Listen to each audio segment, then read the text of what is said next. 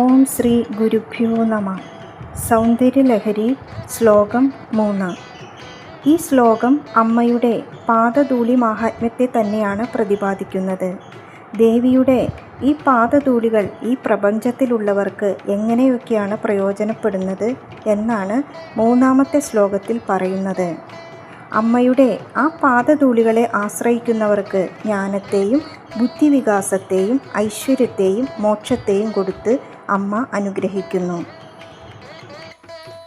ശ്ലോകം 3. ഓം ശ്രീ മഹാദേവിയേ നമഃ.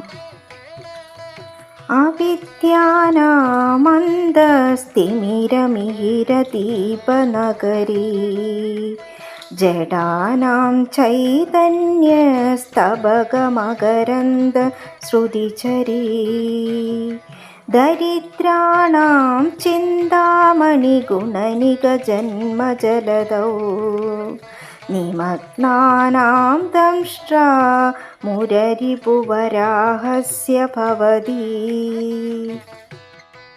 അല്ലയോ പരാശക്തി, ആത്മീയമായ ജ്ഞാനം ലഭിക്കാത്തവർക്ക് അത് കിട്ടാനായി അമ്മയെ ആശ്രയിക്കണം.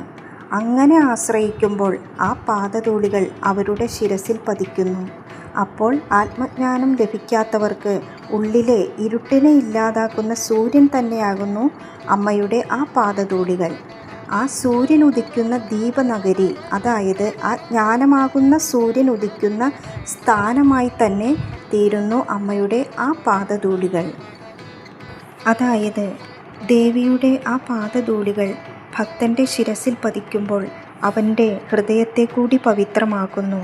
അപ്പോൾ ഉള്ളിലുള്ള അന്ധകാരത്തെ മുഴുവൻ നീക്കാൻ പര്യാപ്തമാകുന്ന സൂര്യോദയ സ്ഥാനമായി തീരുന്നു ദേവിയുടെ ആ പാദധൂളികൾ. ഇനി ജഡത്വ സ്വഭാവമുള്ളവർക്ക്, അതായത് അവർക്ക് എല്ലാ കാര്യങ്ങളും ഉള്ളിൽ സ്വീകരിക്കാൻ സാധിക്കാത്തവർക്ക്, അമ്മയുടെ ആ പാദധൂളികൾ ജ്ഞാനമാകുന്ന പൂങ്കുലയിൽ നിന്നുണ്ടാകുന്ന തേനിൻ്റെ ഒരു ഒഴുക്കാകുന്നു. പിന്നീട് ആ ഒഴുക്ക് അവരിൽ ഒരു നദിയായി തീരുന്നു. അതായത് ആ ചൈതന്യമാകുന്ന പൂങ്കുലയിൽ നിന്ന് കിനിയുന്ന തേനിൻ്റെ ഒഴുക്ക് ഒരു നദിയായി തീർന്ന് ആ ഭക്തൻ്റെ ഹൃദയത്തിൽ അങ്ങനെ ഒഴുകി അവരുടെ ഉള്ളിൽ അജ്ഞാനം മാറി ബുദ്ധി ഉണരുന്നു.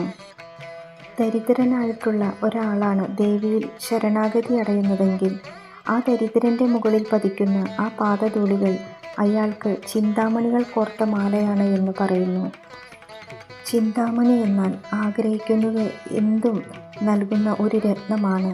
ദേവിയുടെ ഗ്രഹത്തിൻ്റെ പേരും ചിന്താമണി എന്നാണ്. അങ്ങനെ ദരിദ്രന്മാർക്ക് അവർ ആഗ്രഹിക്കുന്ന എന്തും നേടിക്കൊടുക്കുന്നതായി തീരും അമ്മയുടെ ആ പാദധൂളികൾ. ഇനി ഈ സംസാരമാകുന്ന ദുഃഖത്തിൽ മുങ്ങിപ്പോയ ഓരോ മനുഷ്യരെയും പണ്ട് ആദിവരാഹാവതാരത്തിൽ വിഷ്ണു ഭഗവാൻ വരാഹരൂപത്തിൽ വന്ന് ദംഷ്ട്രയിൽ കയറ്റി ഭൂമിയെ സാഗരത്തിൽ നിന്ന് മുകളിലേക്ക് കൊണ്ടുവന്നു. അതേപോലെ അമ്മയുടെ പാദധൂളികളെ ആശ്രയിച്ച ഭക്തന്മാർക്ക് ആ വരാഹമൂർത്തിയുടെ ദംഷ്ട്ര തന്നെയാകുന്നു അമ്മയുടെ ആ പാദധൂളികൾ. അതായത് അമ്മയുടെ ആ പാതാരവിന്ദങ്ങളെ ആശ്രയിച്ചാൽ നമുക്ക് ഈ സംസാര ദുഃഖത്തെ കടക്കാൻ സാധിക്കുന്നതാണ്. സർവം ജഗദംബാർപ്പണമസ്തു.